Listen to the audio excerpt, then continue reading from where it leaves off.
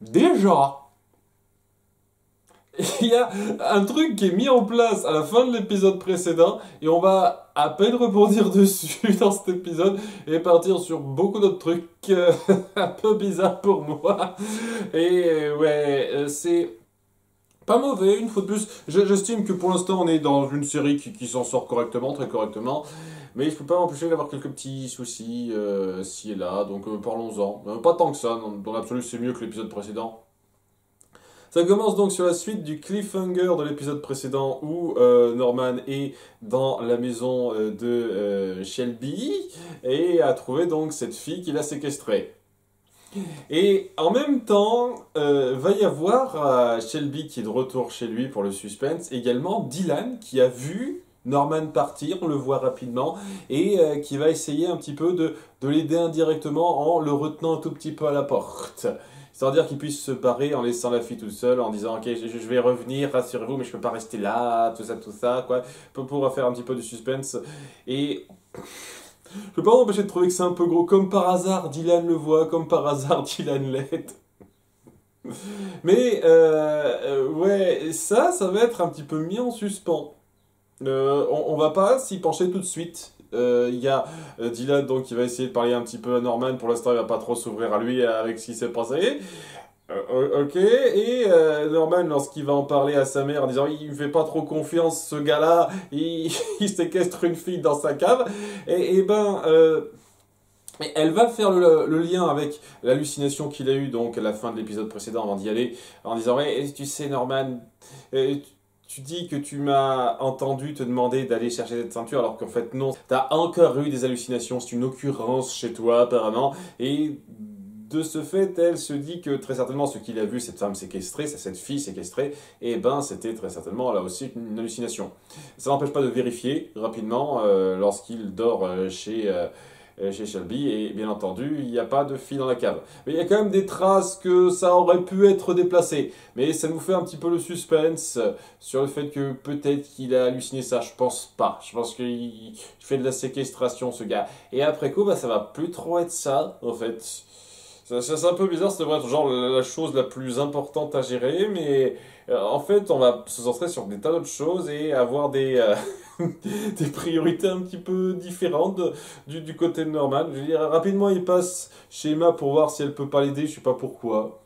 Genre, ah, j'ai un truc pour toi, tu pourrais pas me dire quoi faire pour gérer ce cas-là? Je sais pas trop pourquoi Emma, mais elle est pas là, on voit rapidement son père qui fait un petit discours histoire de dire hey, ma fille est malade, elle va pas aller à l'école pendant un petit moment, mais elle semble être un petit peu attirée par toi donc fais un petit peu gaffe, en étant un petit peu gentil dans l'absolu. Je sens que ce personnage risque d'être un petit peu important par la suite vu que c'est lui qui amène la taxidermie sur le tapis et à nouveau j'espère que ce sera pas juste une petite référence comme ça parce que c'est un petit peu important la taxidermie dans l'histoire de Norman Bates quand même.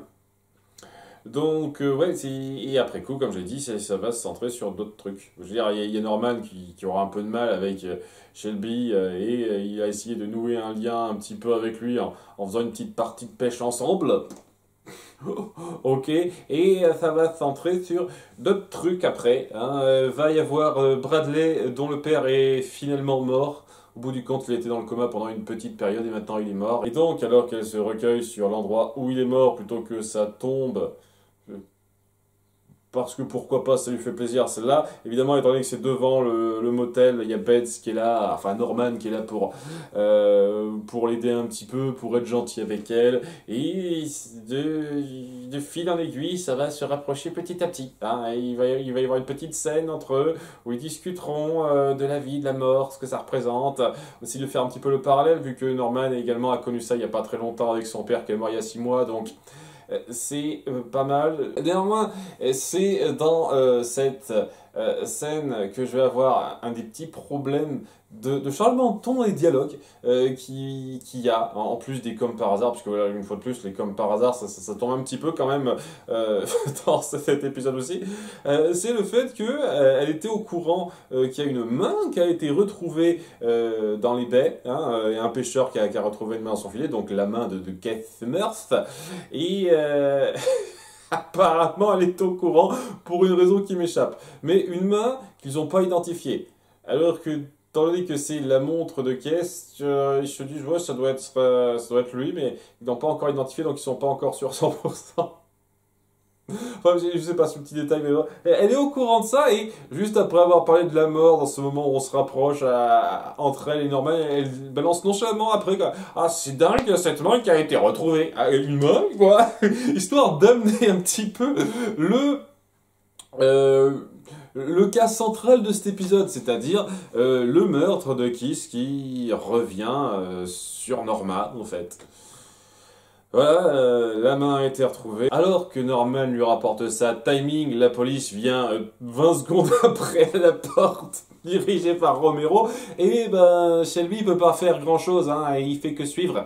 Ok, vous êtes conviés, on vous demande de venir au poste de police, et je peux rien faire. Donc c'est Romero qui va un petit peu diriger le truc en l'accusant clairement, en disant je sais que c'est vous, on va faire des recherches, on a trouvé des fibres de, de tapis, là, on va voir si c'est pas un peu les mêmes que ceux que vous avez changés la nuit où on est passé chez vous, et donc c'est un petit peu mal barré. Il essaie un tout petit peu vaguement de faire quelque chose, mais c'est voué à l'échec, elle et son fils, et donc elle pète un câble en disant eh, putain, c'est un peu foutu, on est un peu dans la merde.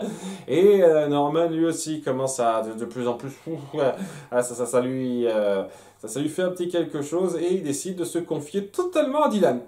Voilà, au bout d'un moment, Dylan qui se rapproche un peu de lui, et en lui proposant à boire rapidement, il veut casser un petit peu la glace, et il la casse très vite puisqu'il se confie totalement, il lui dit tout, oui tout. Ce qui s'est passé avec Keith Summers, le viol, le meurtre, le chantage par Shelby, enfin le chantage, mais plus ou moins du chantage induit, ce genre de truc, tout ça d'un trait. On sent que c'est cette espèce de truc qui s'est accumulé, il avait besoin de se lâcher, de se confier à quelqu'un, et il voit en la personne de son frère quelqu'un de possible pour ça. Son frère qui est en mode, fou, punaise, c'est dingue, je suis avec toi, je vais t'aider. Très vite, il le prend facilement, et après ça, juste après ça, il reçoit un texto de Bradley. Et il y a Dylan qui lui dit hey, hey, cette fille, elle te plaît? Alors vas-y, dis-lui que tu vas la voir et passe du bon temps avec elle. Il insiste un petit peu en mode vas-y, prends ton pied, c'est super. Comme ça, le changement de ton dans les dialogues, la façon dont on passe du coq à l'âne, le mec vient apprendre des trucs super graves. Sa mère a été violée, elle s'est vengée en butant le gars. Ils sont poursuivis un petit peu, et il y a même ce mec qui leur fait du chantage, et parce que en plus Norman il est même pas sûr d'être totalement sain d'esprit parce que il a piqué une ceinture, en plus il est même pas sûr d'avoir eu cette fille qu'il a séquestrée, tu vois le genre. Et il y a cette fille qui fait son texto, il dit ok, ton beurre mon petit frère, vas-y, profite. Je sais pas, il y a un petit peu de mal avec ce changement-là. C'est quelque chose qu'aurait pu se faire si on avait montré les personnages digérer ce genre de choses et amener ces conversations un peu plus tard, mais pas juste après. Je sais pas, je trouve ça un petit peu gros en fait. Mais ouais, après ce qui s'est passé, il a un petit ailier pour le supporter. Norman, il vient voir sa nouvelle copine, qui apparemment n'a plus de petits copains. Le mec qu'on a vu durant 2 épisodes, apparemment il est plus là, il n'existe plus. On n'en parle pas une seule seconde. Et il passe du bon temps avec elle, il se rapproche un petit peu chez elle, dans son lit, et ils font la chose. Voilà, ça se concrétise. Pas de veine, Emma, hein, je sais pas si ça va bien se passer pour toi ou pas. Vraiment, je veux dire quand même, le mec il arrive dans cette ville, il y a 2 meufs qui sont à fond dans ses bras, quoi. C'est quand même dingue, hein. J'aurais dit, il y en a qui ont beaucoup de chance et qui ne le devraient pas, hein. Enfin bref. Parallèlement, il y a Norma qui s'engueule un peu plus avec Dylan parce que Dylan lui dit que Norman lui a un peu révélé certains trucs et qu'elle a plu à le couver comme ça de façon aussi maladive. Alors que bon, c'est un petit peu lui aussi qui joue, mais bon. Et c'est juste à ce moment-là que les flics arrivent à la porte de Norma pour l'arrêter parce qu'apparemment ils ont trouvé un truc. Et c'est là que je me dis, déjà, vous êtes à ce stade-là, je trouve que c'est un peu rapide. Je me dis que ça va pas se finir aussi vite que ça quand même. Si elle est arrêtée pour meurtre, il va y avoir beaucoup de trucs qui vont être difficiles à mettre en place par la suite. Et donc je pense que c'est qu'un fort soupçon qui va être dissipé, je ne sais pas trop comment. Peut-être que Dylan fera un truc, peut-être que Shelby fera un truc, je ne sais pas. Beaucoup de choses qui restent en suspens pour l'instant, mais j'avoue que c'est un peu surprenant. Et ouais, l'espèce de grosse bombe qu'on a lâchée l'épisode précédent s'est rendue au stade secondaire, c'est ça qui est dingue. Il y a une fille qui séquestre dans sa cave. Ah, je sais pas trop, c'est pas le truc urgent. C'est le truc un peu marrant à prendre en compte. Mais ça restait pas trop mal cet épisode, je trouve. Dans la psychologie du personnage, pour l'instant, je trouve qu'elle est plutôt bien rendue. Donc. Et je trouve qu'il y a certains points qui auraient dû être mieux amenés. On sent qu'ils n'ont pas bien pensé les développements à venir sur la considération de certains persos entre eux. Je trouve franchement que le côté Norman et Dylan qui se fritent à un niveau assez important dans l'épisode 2 ou 3 là, et que maintenant ils sont censés être un petit peu poteaux, frangins comme ça, je trouve que ah, ça manque de développement entre les deux pour être si puissant que ça. Mais ouais, tel quel, ça reste pas mal.